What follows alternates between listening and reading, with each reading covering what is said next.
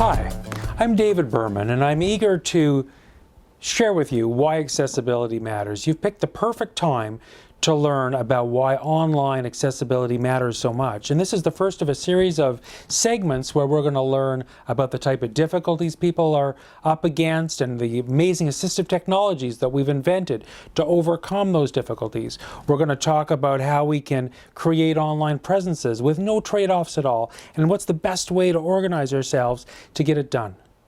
But first, I'd like to tell you about these glasses I'm wearing.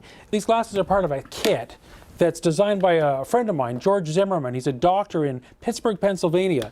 To think about disabilities, we tend to think about extreme disabilities, someone who's been blind since birth, someone who can't hear at all. But in fact, the vast majority of disabilities actually are more subtle and perhaps more temporary. Now, on my left eye, I'm wearing a lens which limits my vision to about 3 degrees. On my right eye, this is a 2200 lens.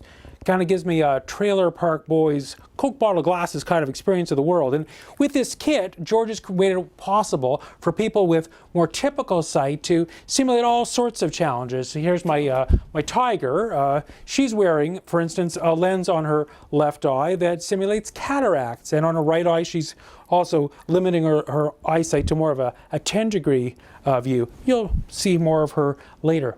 Now, before we get into this, though, I'd like to examine why we should care about accessibility. Surely we all think, of course, we want to have a loving society where we don't leave anyone behind. But in fact, I see 5 clear reasons why there's never been a better time for us to care about online accessibility. The first reason is that there's simply so many of us. On our planet today, there's perhaps 7 billion people. And people make various estimates of how many people have disabilities, substantial disabilities. Some say 15%, 20%, 25%. Even with the lowest of those numbers, with 7 billion people, we're looking at leaving perhaps 1 billion people out. Now, you and I are both on the internet right now, but yet for 70% of humanity today, the internet remains a rumor, as Nicholas Negroponte reminds us. But this is the decade where that all changes. By the end of this decade, the majority of humanity will be online. We'll all be online together. And we have the opportunity then to liberate millions upon millions of people if we can create an internet where we leave no one behind. The second opportunity regards search engines. Because although we're talking about billions of human beings, in fact, the most frequent visitors to most of our public-facing websites aren't human at all. They're machines, such as search engine robots. And whether it's Google or Yahoo or Bing, the Google search engine robot has severe disabilities. It can't see, it can't hear, it's got the cognitive abilities perhaps of a 4.5-year-old. And yet the majority of online searches where people are looking to buy a product begin with a search. So if we want great SEO, if we want high search rankings, that also starts with creating accessible web presences. The third reason is about human resources. It's about our colleagues. It's about making sure that even in our workplaces, no one gets left behind. If we want to attract and retain the best people available, we don't want to lose out on perhaps 25% or more of the potential people that could be working in our organization. We want everyone to be able to collaborate in a way that's effective, and so we want our presence to be accessible as well. The fourth reason, the social responsibility argument. Certainly, especially as Canadians, we're known for demonstrating how one can create a civilization where we measure our success by how we treat those who either are permanently or temporarily our weakest. And certainly then there's a lot of love in making sure that we leave no one behind. But the fifth reason, and perhaps this is the reason that compels us to be dwelling on this today, is a regulatory reason.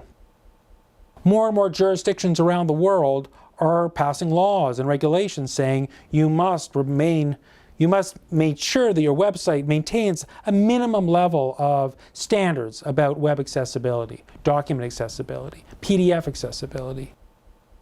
Whether you're in a region where laws have been passed, where litigation is becoming more popular, it's good business sense to keep ahead of web accessibility.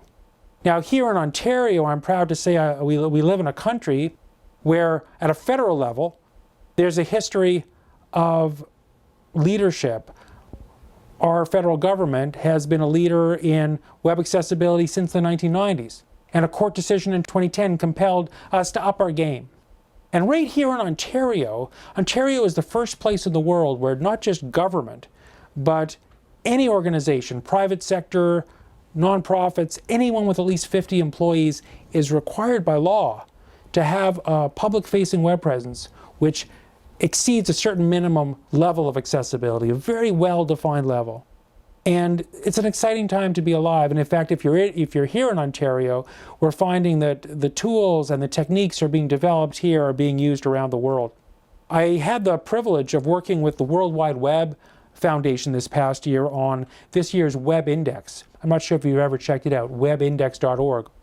This is an annual benchmark program where we compare how different countries are doing in terms of various aspects of making the web a better place.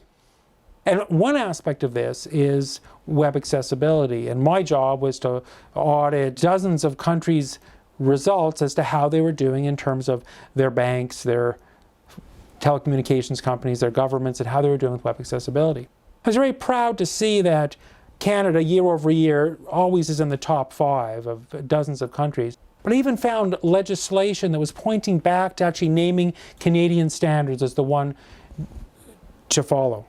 So we have found the perfect time. We live in a time when we can take the skills and the techniques and this movement in our society to embrace web accessibility. I find it similar to how 10 years ago, if I suggested to you there'd be a recycle bin in every room in a government office, you'd say it's crazy. And yet in 10 years' time, we've seen this shift towards green.